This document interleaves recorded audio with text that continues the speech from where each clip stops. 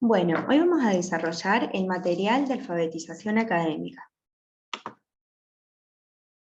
¿Qué es la alfabetización académica? Nosotros nos vamos a posicionar desde los aportes de la autora Paula Carlino para definirla. La alfabetización académica es un proceso de enseñanza que puede ponerse en marcha o no para favorecer el acceso de los estudiantes a las culturas escritas de las disciplinas. Esto es importante porque los textos académicos propios de cada disciplina tienen propiedades muy diferentes a los textos de otra índole, por ejemplo, los textos informativos, novelas, cuentos, entre otros. Los textos académicos tienen propiedades bien específicas, como por ejemplo, nos brindan representaciones conceptuales, tienen un sustento probatorio, es decir, han pasado por un proceso de validación científica para poder ser publicados. Entonces es necesario que ustedes, como nuevos estudiantes del nivel superior, desarrollen una serie de habilidades que les van a permitir apropiarse de esa cultura escrita propia de sus disciplinas, de la carrera que cada uno de ustedes está cursando, y poner en marcha ciertas estrategias y técnicas de aprendizaje para apropiarse de esos textos académicos.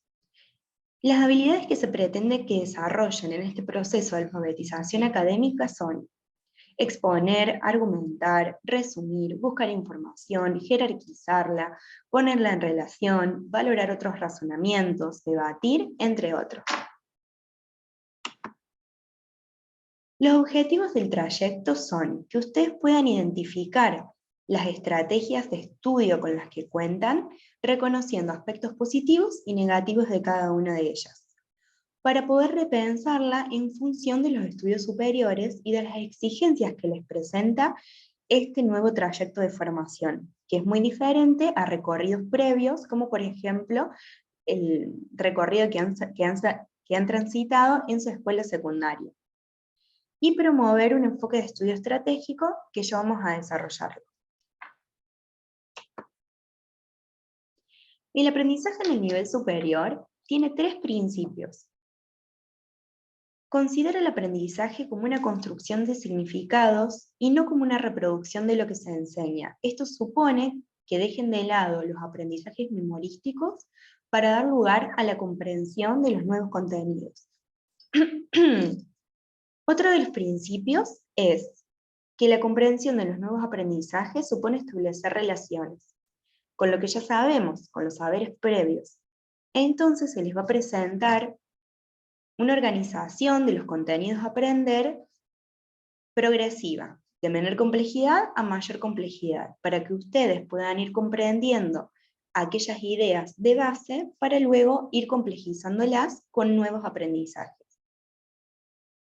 Y aprender conlleva siempre de alguna forma desaprender. Este tercer principio nos hace reflexionar en que este proceso de metacognición, de introspección, para poder pensarnos como sujetos aprendientes y reconocer nuestra manera de aprender, nos va a implicar también dejar atrás viejos hábitos de estudio que nos pueden haber resultado útiles en otros trayectos formativos, como por ejemplo el secundario, para poder repensarlos y transformarlos en función de las características de los aprendizajes que nos vamos a encontrar en el nivel superior. Ciertas formas de aprender que les pueden haber resultado útiles en el secundario, como dije anteriormente, puede que hoy, en el nivel superior, ya no. Entonces, a lo largo de este seminario de ingreso acotado, les vamos a ofrecer diferentes herramientas para que ustedes las conozcan y las tengan a disposición, y también las evalúen para poder incorporarlas a sus procesos de aprendizaje o no. Eso va a depender del proceso metacognitivo que cada uno de ustedes haga.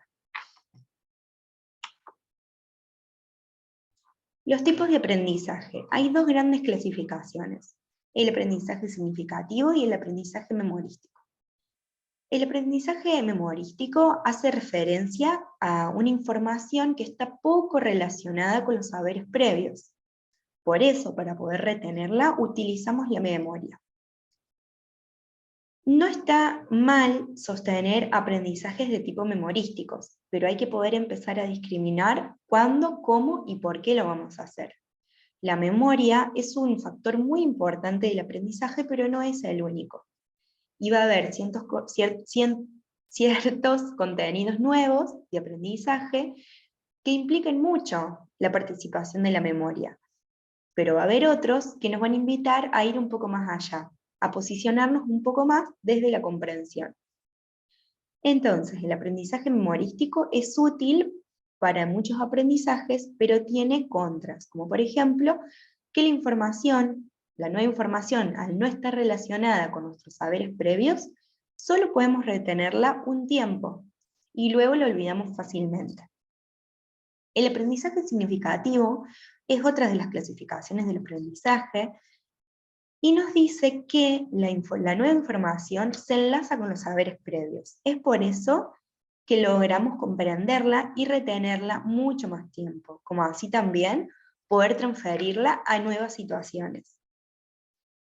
Este tipo de aprendizaje sería el ideal, solo que a veces lleva un proceso muy largo.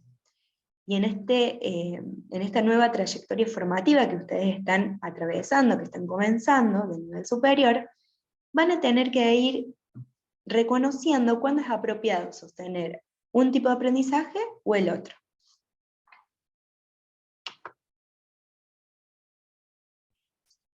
Esto lo van a lograr llevando adelante un proceso metacognitivo, como les decía antes. Y esto lo van a lograr reflexionando sobre sus propios aprendizajes. Cuando reflexionen sobre sus propios aprendizajes y se conozcan como sujetos aprendientes, van a lograr planificar, regular y evaluar sus aprendizajes.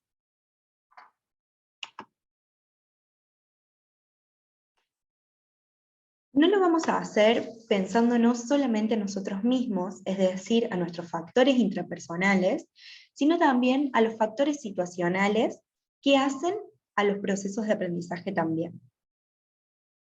Los aprendizajes no dependen solo de nosotros, es decir, de los factores intrapersonales, de nuestras características personales, como por ejemplo nuestra motivación, nuestros intereses, nuestros factores afectivos y vinculares, de nuestra motivación y de las características de nuestros saberes previos, sino también que va a depender de factores situacionales externos a nosotros, como por ejemplo nuestros hábitos de estudio, la frecuencia con que estudiamos, los métodos y las condiciones generales que utilizamos, el ordenamiento de los materiales de enseñanza, que eso va a depender muchas veces de los docentes, por ejemplo, la cantidad de material de aprendizaje, su dificultad, los factores sociales y de grupo, por ejemplo, el clima de la clase, si hay cooperación y competencia entre los compañeros, y las características del profesor y los recursos que ofrece. Vamos a sostener un proceso de metacognición pensándonos a nosotros, a nuestros factores interpersonales y también a los factores situacionales que desarrollamos anteriormente. Las trampas del oficio del estudiante. Estas trampas del oficio del estudiante muchas veces las llevamos a cabo de forma inconsciente. Y no nos damos cuenta que al intentar hacerle trampa a un otro, terminamos nosotros mismos como estudiantes entrampados en esta situación. Facundo Ortega es un autor que conceptualiza estas trampas del oficio del estudiante y las llama atajos o evasión del conocimiento. Pueden ser prácticas inconscientes, como les decía anteriormente, o falsas creencias que nos llevan a estar como estudiantes sin asumir ese compromiso de ser estudiantes, sin estudiantar, que es un verbo que también trae como aporte este autor para poder pensar nuestro rol como estudiantes. Algunas de estas modalidades de evasión que menciona Ortega son la acumulación de materias regularizadas y no rendidas. ¿Cuál es la diferencia? Cuando tenemos una materia regularizada es que la cursamos, que asistimos a las clases, que contamos con el porcentaje de asistencia requerido, que tenemos las notas necesarias en las diferentes instancias evaluativas para considerarnos alumnos regulares, pero que no las rendimos, es decir, que no nos presentamos al examen final para aprobarla y cerrar ese ciclo de cursado.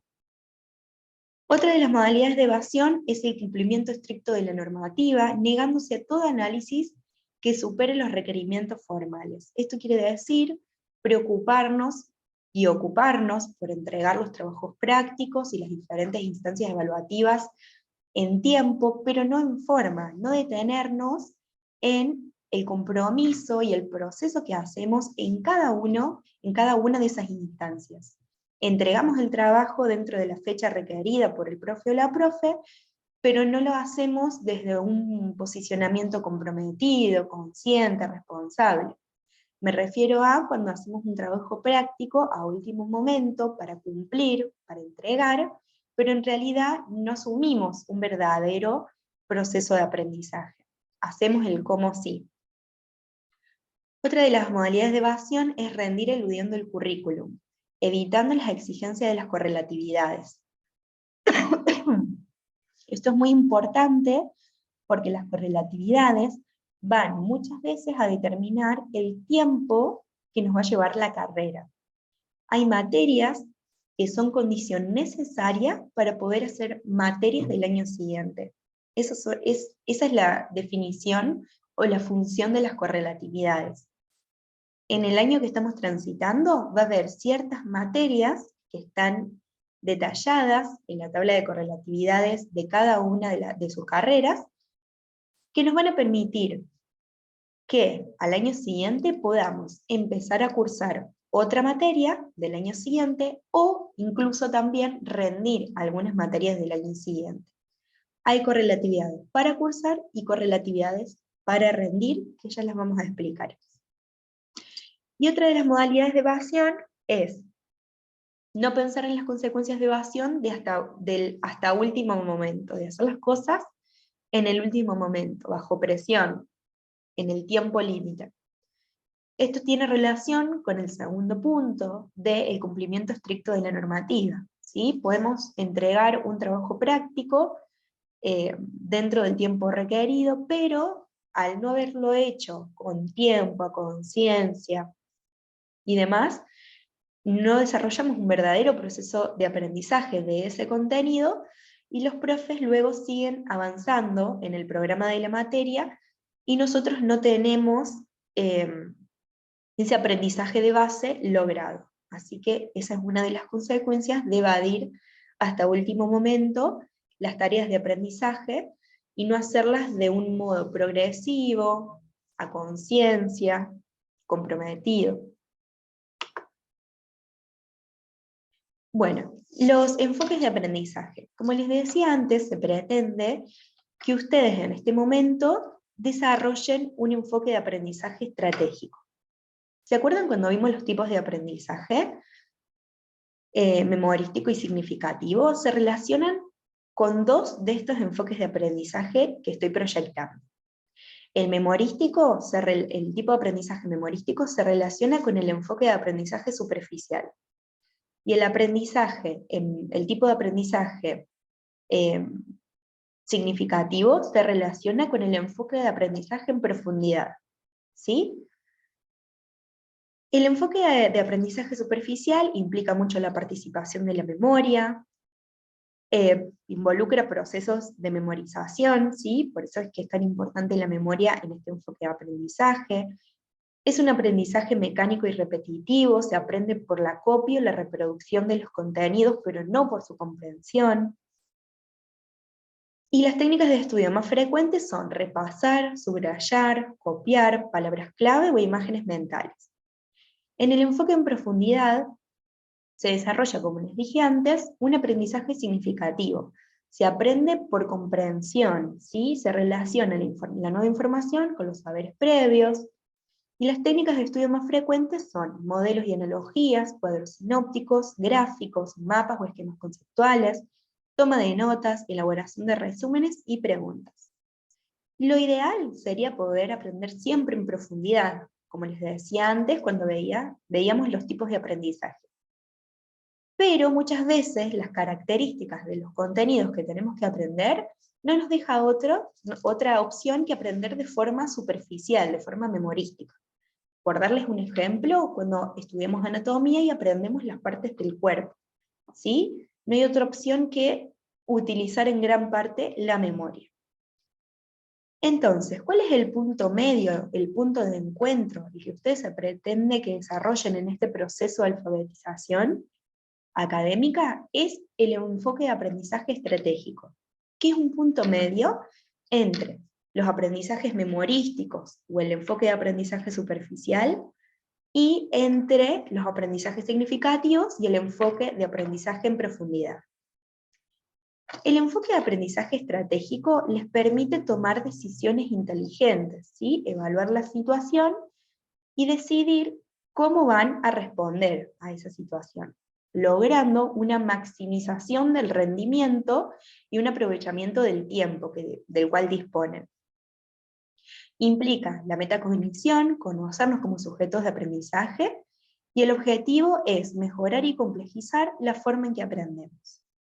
Entonces, cuando ustedes se puedan posicionar desde el enfoque de aprendizaje estratégico, van a lograr discernir cuándo es más pertinente aprender de forma superficial, es decir, con la participación de la memoria, y cuándo es pertinente enfocarse un poco más en lograr comprender los contenidos, ¿sí? Por darles un ejemplo, ustedes reconocen que les de mucha facilidad cierto espacio curricular, entonces van a tomar notas en las clases y antes del momento de la evaluación van a estudiar más superficialmente porque ya recuperan muchas de las explicaciones del docente en las clases, recuperan las lecturas previas hechas, porque es un tema que les genera, que les gusta, que los identifica, que tienen facilidad para poder comprenderlo, relacionarlo, entonces van a dedicarle menos tiempo, ¿sí? De estudio, por brindarles un ejemplo. Y otros espacios curriculares que les representen una dificultad un poco mayor, van a priorizar un enfoque de aprendizaje en profundidad, van a esforzarse por comprender esos contenidos, van a comprometerse con ese proceso de aprendizaje en ese espacio curricular. Bueno, y eso sería como un ejemplo de poner en marcha un enfoque de aprendizaje estratégico. Bien, para desarrollar la aplicación de la tabla de correlatividades y el plan de estudio, voy a grabar otro video, que lo voy a dejar a continuación.